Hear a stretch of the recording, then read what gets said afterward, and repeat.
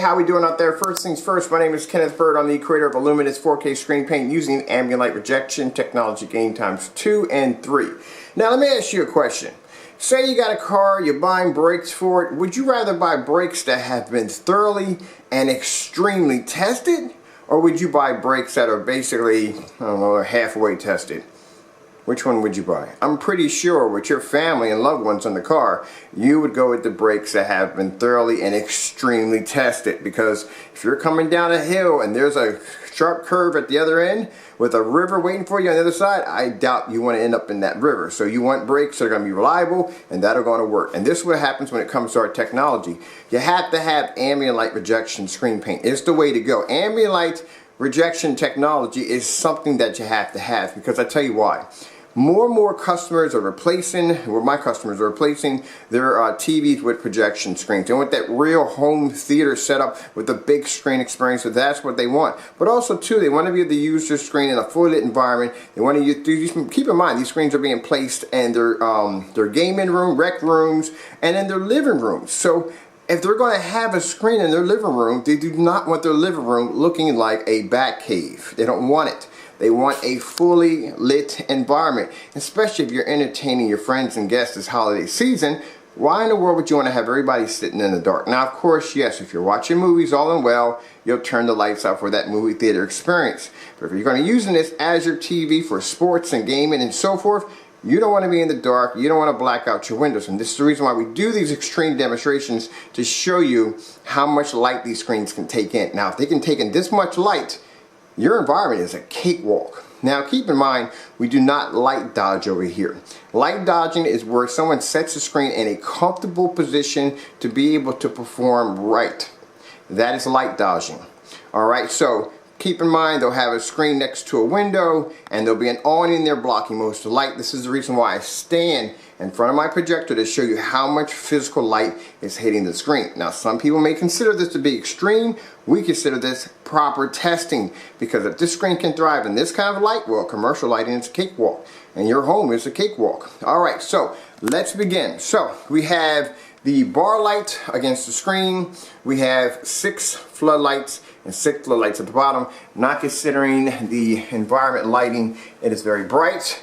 There's the measuring tape. I'm going to show you that my projector is not sitting too close to the screen, so you have to see the measuring tape. We're coming at 12 feet. That's candy I had down here last night. Don't judge me. That's 12 feet and some change on where my projector is sitting. And my projector is 4200 lumens. Now keep in mind, someone did the same 4200 lumen test or demonstration, but I'm just showing you on our technology how much light these screens can take in. And keep in mind, on the big screen upstairs of 46 inches, I have done this on projectors of 2200 lumens, I've done it on 50 lumens, and so forth. So we've done this on multiple forms of projectors. Keep in mind, I do change my projectors out regularly, so I don't typecast and use the same projector over and over again. Alright, so let's begin.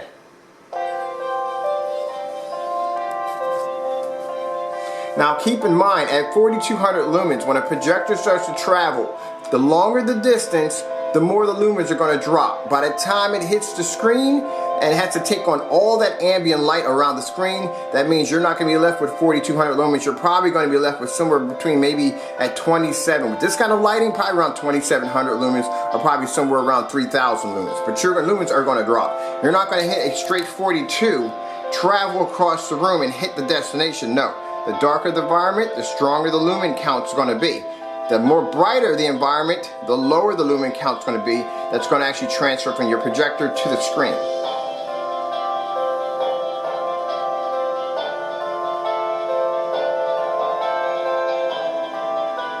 Now, when I said in my last demonstration, the one I did with all the lighting, I told you that I was going to tape a bar light to the middle of the screen, but I went a little farther. I went and got the other floodlights and put them at the bottom, just to show you that we can surround this screen with light and it still will produce a beautiful picture without a tannish color or discoloration to the picture.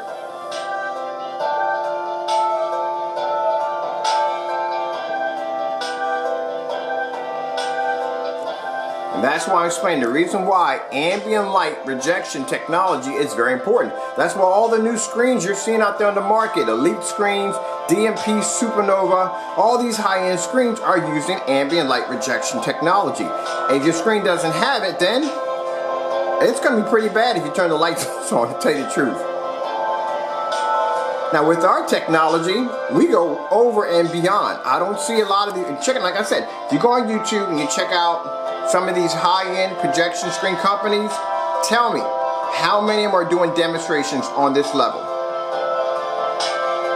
Now keep in mind, my projector is not 4K, it's not 1080p, it's 1080i.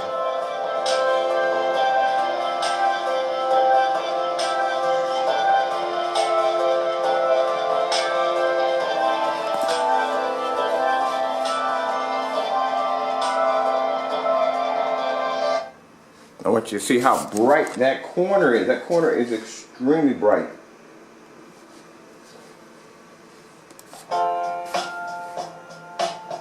And keep in mind, my screen is black. So the screen paint we're using is our luminous ambient light rejection. This is the Eclipse, right, I had it right the first time. Sorry, early in the morning, Eclipse Cinema.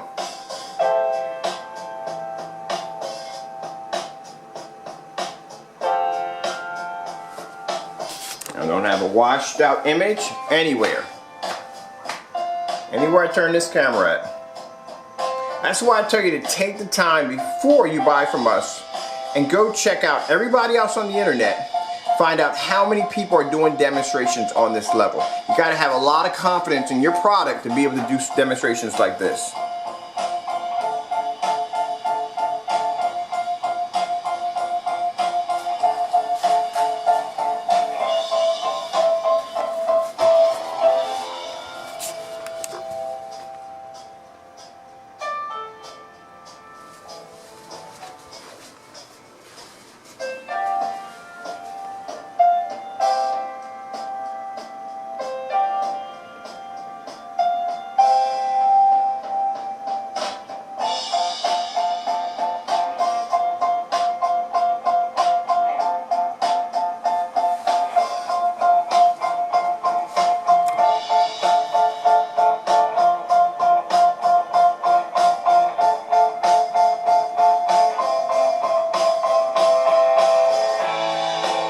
Keep in mind, this is a black screen at that, that's producing these high bright colors.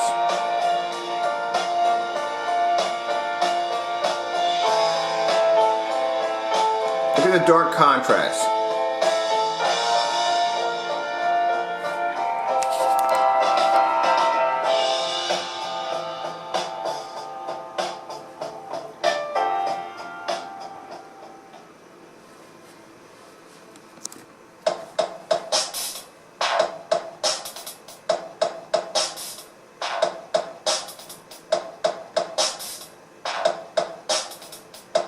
Dark scenery. I can do outer space, dark scenery with all this light hitting the screen. Not gonna wash out. Oh, it's calling me. There we go.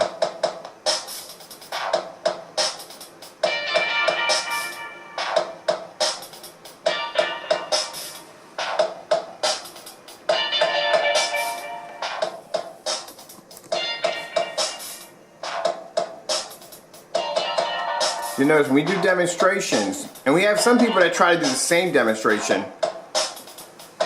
it's not the same. It's not the same. This is what makes our technology different. You know, you got a lot of people, some people are trying to put us in the same category as their screen paint.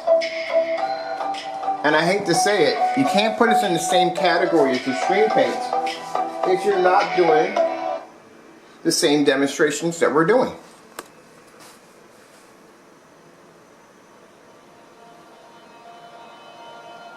We're not in your category. That's what makes us different from everybody else. We are not in your category because we're doing things on a level that other people are not doing. And that's what makes us different. Look how beautiful the color is. No washing out, no fading.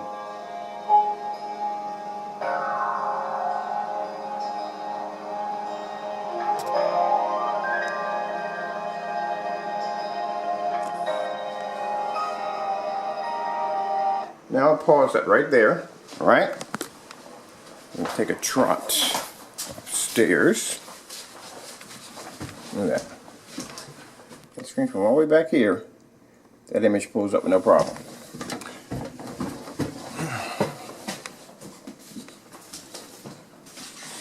This is my 146-inch black screen. Okay. Let me see if I can get the projector on. Nope, wrong button. There we go. And let's see if I can find a light fan over here. What's that? All right. Check out something for a minute back here behind the tree. Make sure my power grid's on. My lights are off. Why are my lights off? On my, sorry about that. I'm trying to figure out why my overhead lights are off. Behind the back of the chair. Just hold on for a minute, people. I don't know why my lights are off back here. It should be on. I don't know why they're off. There they are. Hold on. See what's going on over here. Why my lights are off. They're not functioning. There's my screen right there coming on. Let me see. I don't know why my overhead lights are on. I have to check those. All right. Let's see. I don't have anything down here.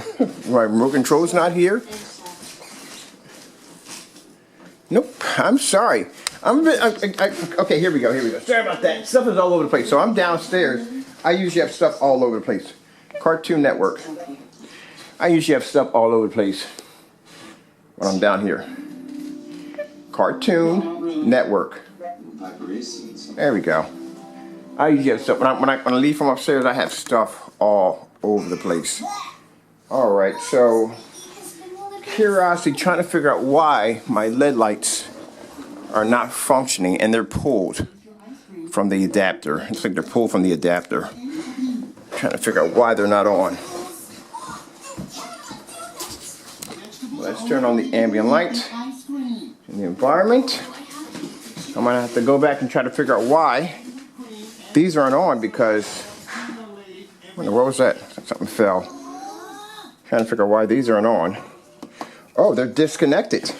All right, just hold on for a minute. I'm gonna put my camera right here. I think I disconnected my lights last night when I was basically disconnecting the Christmas tree light. That's what I did. All right. There we go. Sorry about that. Yeah, when I was disconnecting lights from the Christmas tree, these lights right here, last night, I took out my other lights altogether. That's what I did. There we go. And then I have LED lights under here.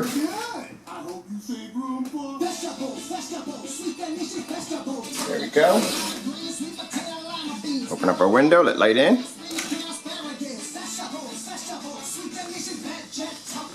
Sorry about the little complications. Early in the morning when I get up and I leave from here, at night when I'm watching TV or whatever, and I go upstairs, everything is all over the place. So just to show you that nothing's being prepared, nothing's being set up at all. This is all being done as I go through here. This is how I set up in the morning. I turn my projector on. It sits around 14 feet and 8 inches from the screen. I throw in my cartoons. I like watching cartoons in the morning. Yes, I do. Open up my windows and let light in. So why should my environment be dark? And this is what I get in a fully lit environment.